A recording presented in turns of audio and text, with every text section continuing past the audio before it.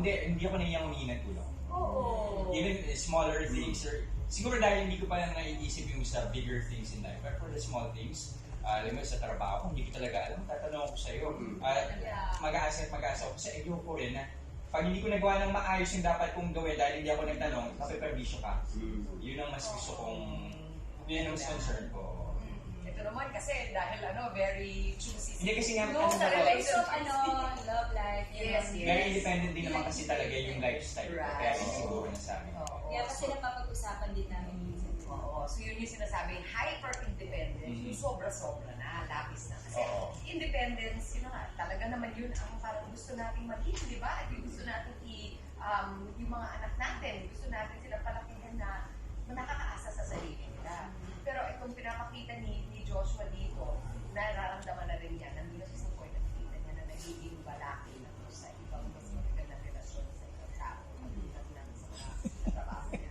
Baka nga yung sinasabi mo, may problema na siya sa trabaho, hindi na niya Sinasabi, kasi ayaw niya humingi ng tulong. Or yung hindi niya kaya maging tulong sa mga tao din. Kasi sanay siya na siya lang.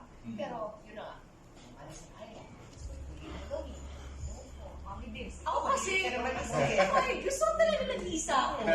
Pero mahilig din naman ako sa tao. Pero ako lang siguro, I value my solitary mommy very, very well. Ibig sabihin, kaya ko na mag-isa, kunwari isang buong araw. Pero kasama kasi yun sa pagre-recharge ko. Kasi grabe din yung energy ko pag may kasama akong iba.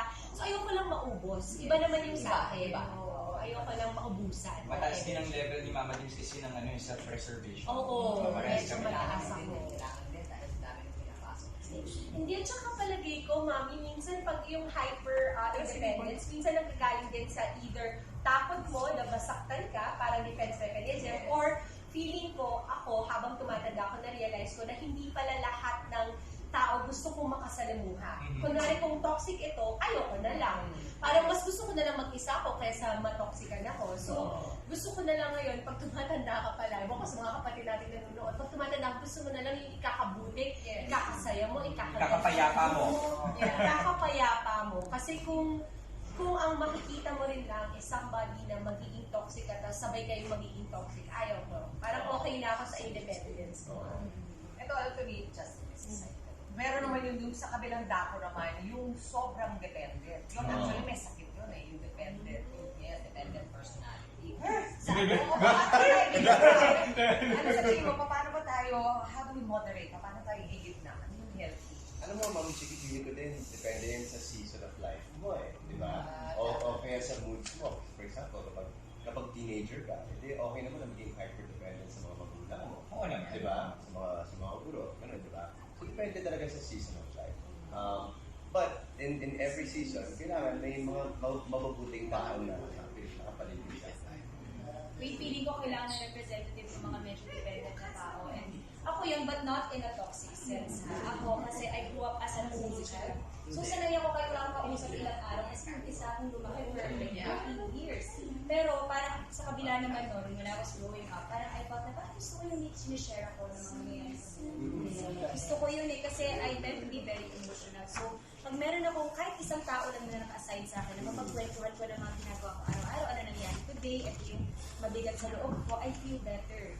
Pero syempre, alam ko naman yung boundaries sa parang, okay, ayoko rin siyang permission sa lahat. So, I know, ayoko naman mag-overshare. So, ako naman, I'm the type na I enjoy having someone. And I also like being in charge.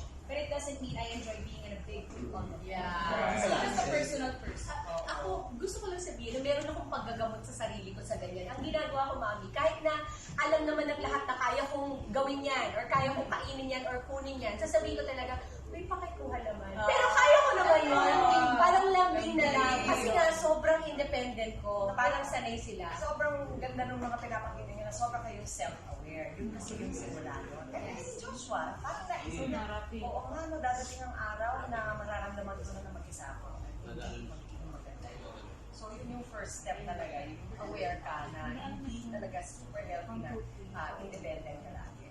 Ang parang iisipin mo, saan ba nanggaling mo? Usually nga sa akin, trauma,